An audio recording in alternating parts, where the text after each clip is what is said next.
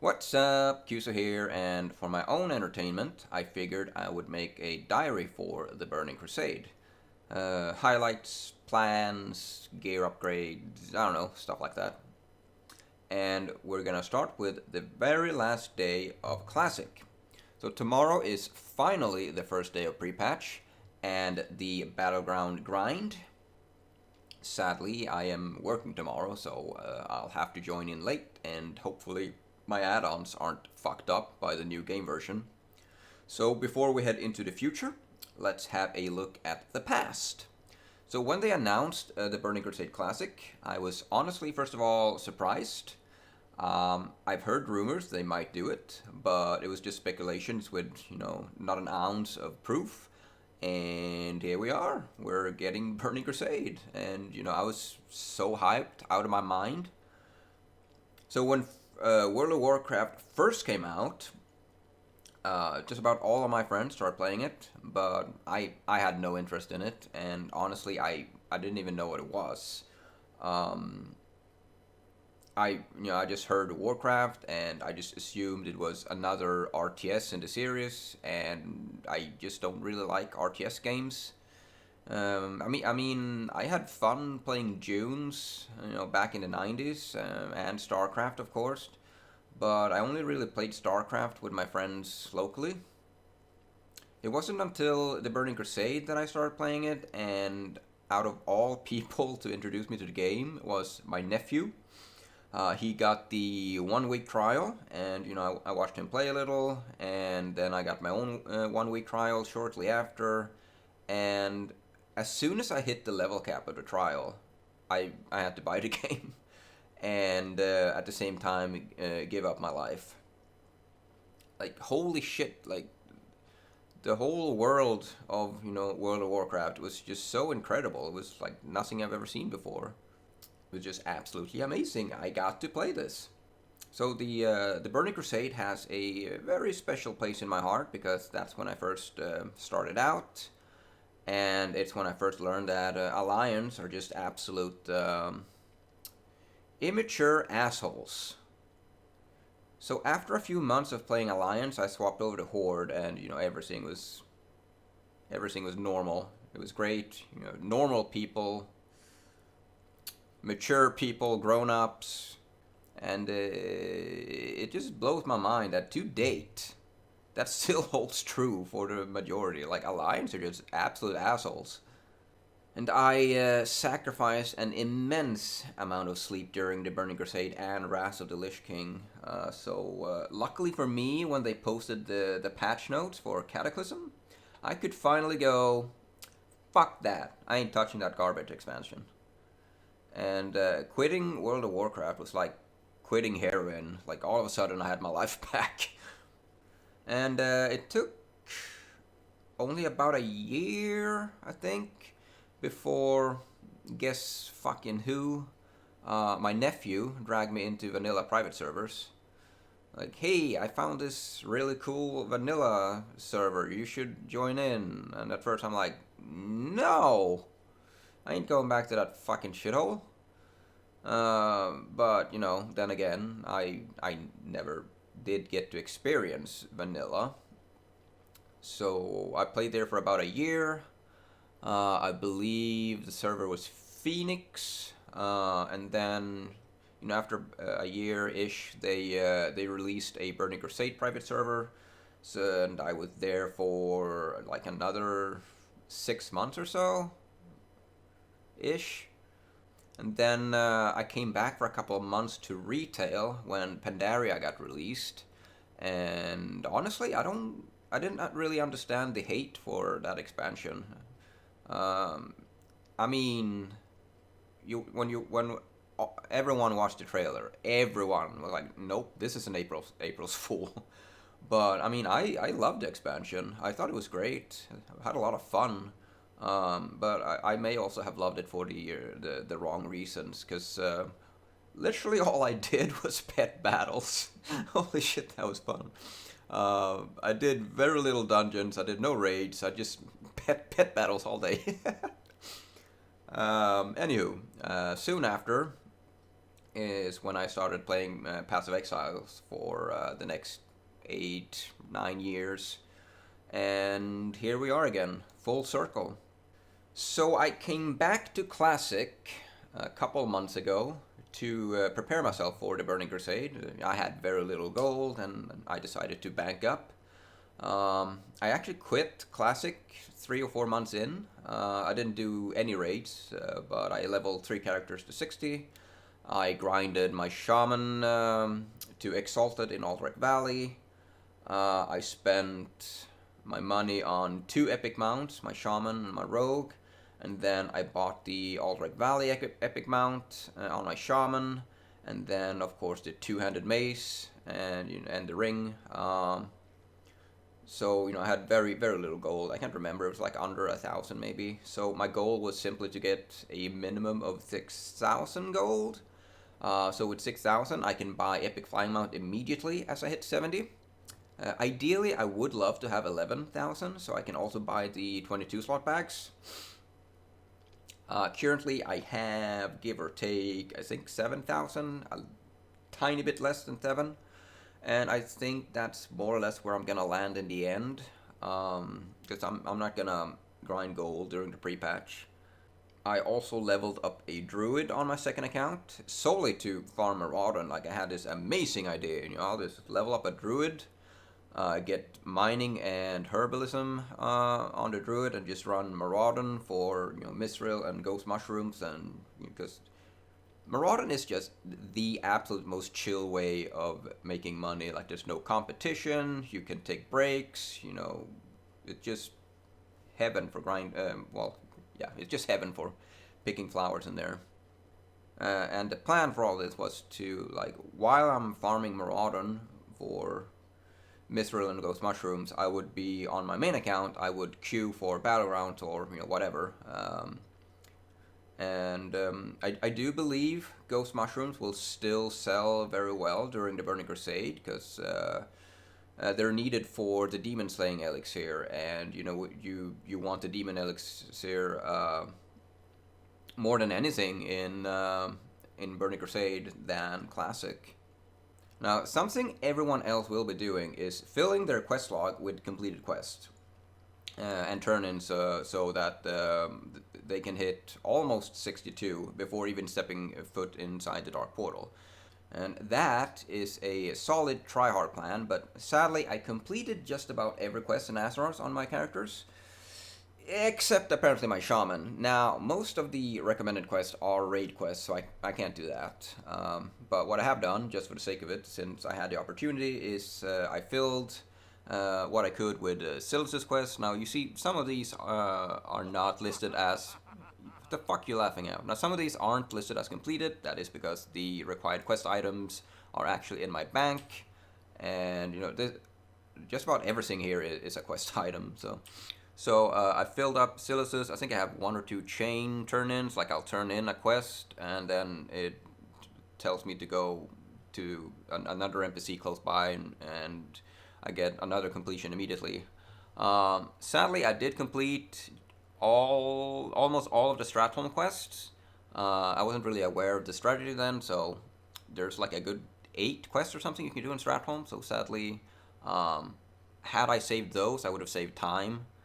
I also have a couple Western Plaguelands and Eastern Plagueland quests. I did just about every single Eastern Plagueland quest as well, except these 2 elite quests. Then I have I think I actually have 2 random quests I can turn in Moonglade, which is why I saved them.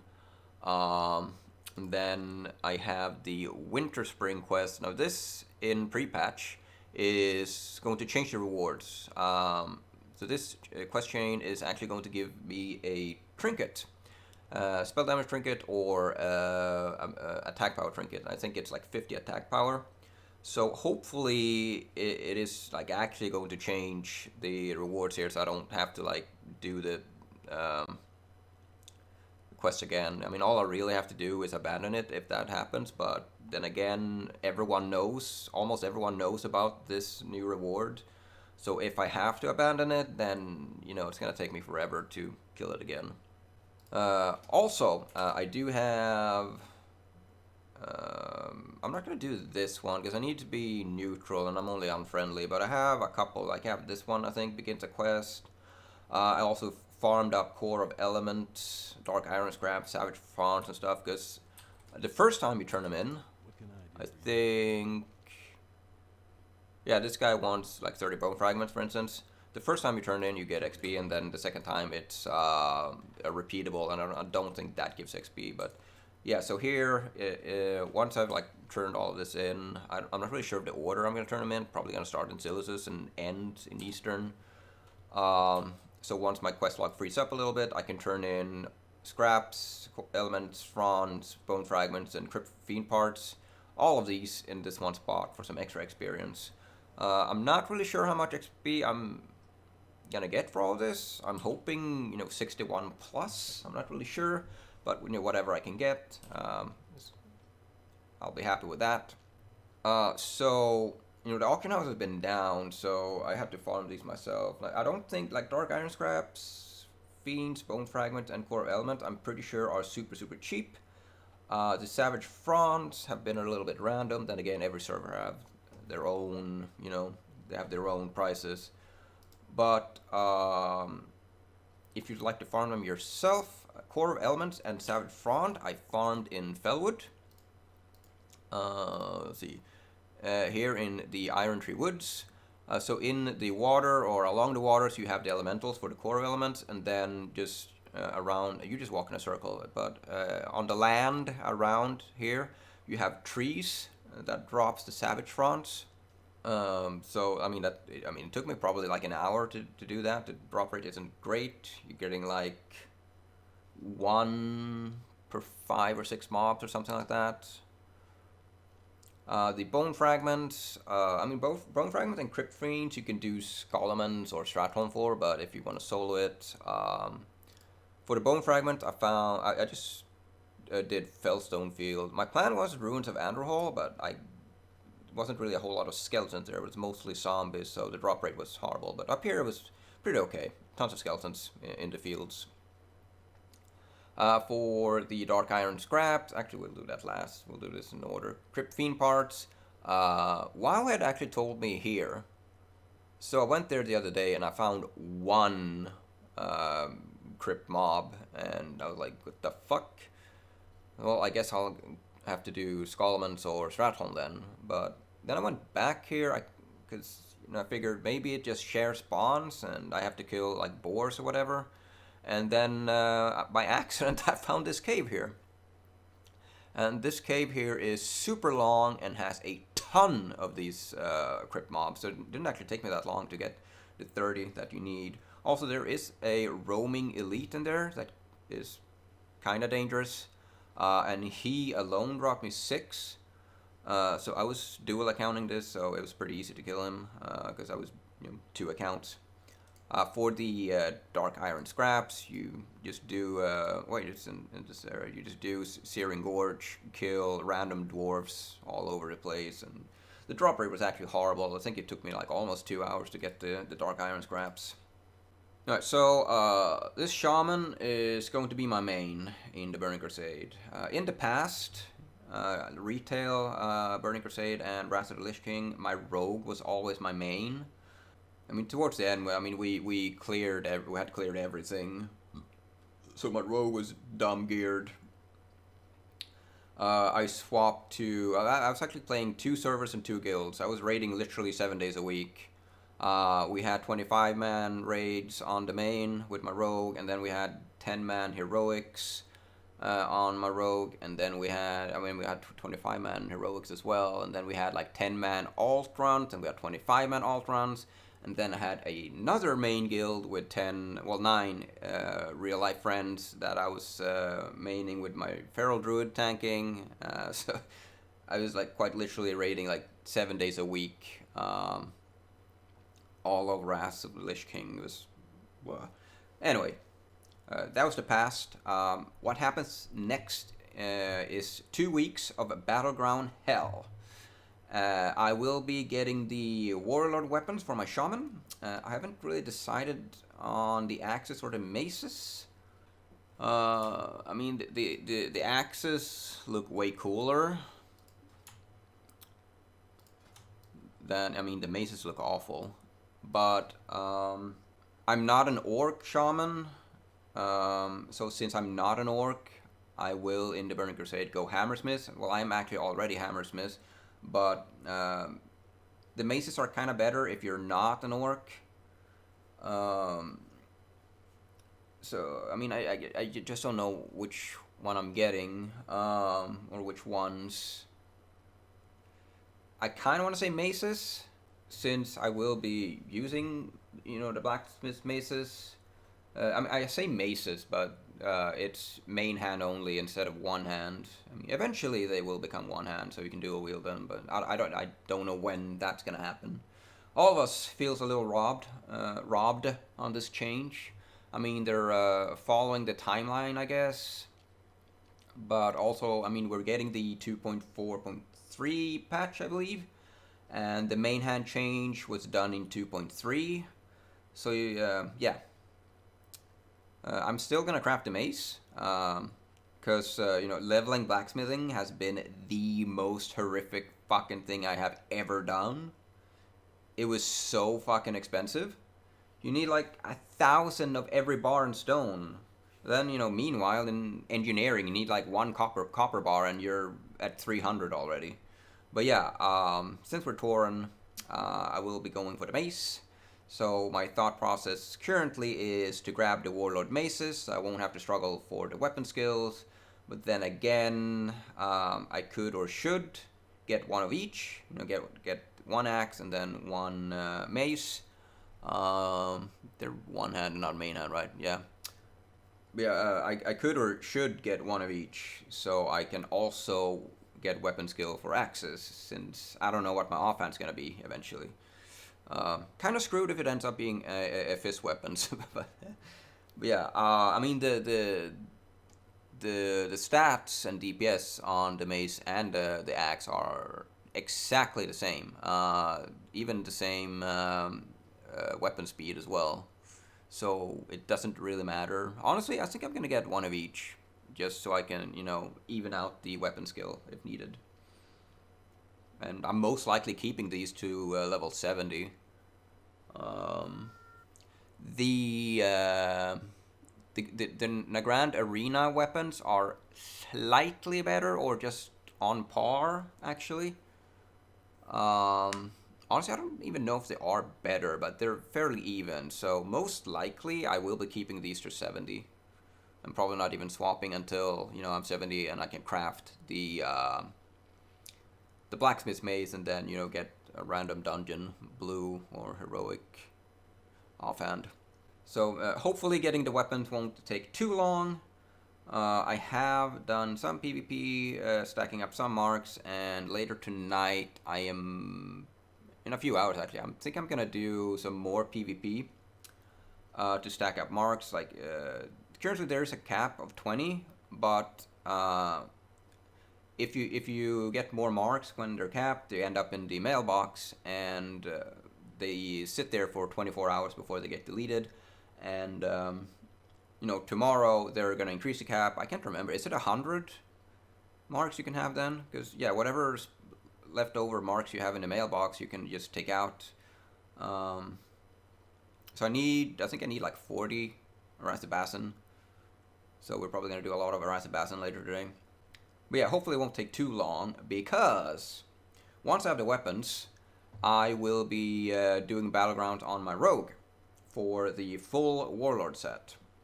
Not sure if I'm getting the weapons. I mean, I don't know how long it's gonna take to get the full set. Not too worried about the weapons. Weapons are technically more important. Maybe I should get the weapons first.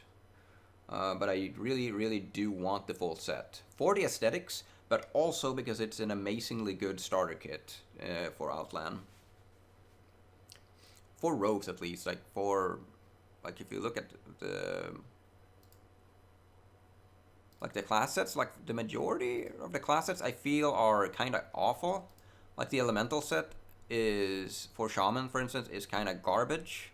I mean, let's not even talk about resto, because yeah, that's insanely garbage. But Like the bonus damage is pretty damn weak, but it's got a shit ton of stamps. I mean, it's a PvP set, called a PvP set for a reason. But at least for me, since I haven't raided, like the rogue, I mean, it's got a shit ton of agility, crits and hit, and some attack power. I think actually no attack power. But yeah, it's got a shit ton of agility alongside the stamina. So for rogue, I feel the set is worth it. I was potentially gonna get the druid set too, but it's not really that great. For feral, I do plan on leveling the rogue and druid as well eventually. The rogue and the druid are on 2 separate accounts, so but the plan was to run stealth run mana tombs. I think mana tombs. Maybe it's one of the other. I'm gonna have to test it out, which one's best.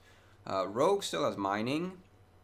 It's got mining and engineering, so I can farm mining, just do stealth run mining runs for, well, potentially blacksmithing. I'm not really sure how expensive it's going to be for me to get from 300 to 375. I have thorium bars saved up for 330 maybe already, but yeah.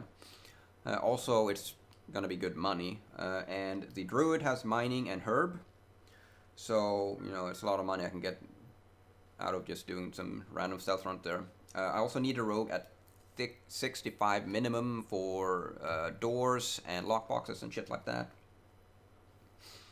The problem is going to be, when will I have time to level those two? The beauty is, since they're on separate account, I can multi-box them. I don't use the software to do that, but I can play them at the same time, /follow and stuff like that. So that's going to be great. The problem is, it's more efficient to... Actually, I don't care about reputation on either of those two, because I don't have any plans on like grinding heroics with those two. So like by the time I can like actually play those two characters, the requirement for the keys are most likely going to be down to honored again. So I just need them to be level 17 green gear, and that's all I need for them. They're just going to be they're just going to farm shit for me. I'm just gonna like fly around the world, farm shit for money. But yeah, the focus is gonna be on the shaman, which is gonna be a shit ton of grinding. So I have no idea when I can even start leveling those two, which is a shame because those two are going to be my biggest source of income. The absolute biggest pain is probably going to be to level the priest, so that I can do Karasan runs. I don't know if I'm actually gonna do it or not, but I kind of want to do Kara runs on the priest because that's my enchanter, and the priest is also on my second account, not my main account, which means I can enchant my own gear, which means I don't risk getting scammed. I don't have to pay any fees, and I don't have to look for an enchanter. I already have them. Like, oh shit, I need this now. I'll just buy the maps if I don't have them already, and then just log over to the priest, enchant, done. Okay then, I meant to do like a 5-minute video, but this ended up being closer to like 20, 25. It kind of depends, because I fucked up a little bit here and there, so I'm gonna have to edit it. Typical me. Anyway, see you guys in the next video. Bye!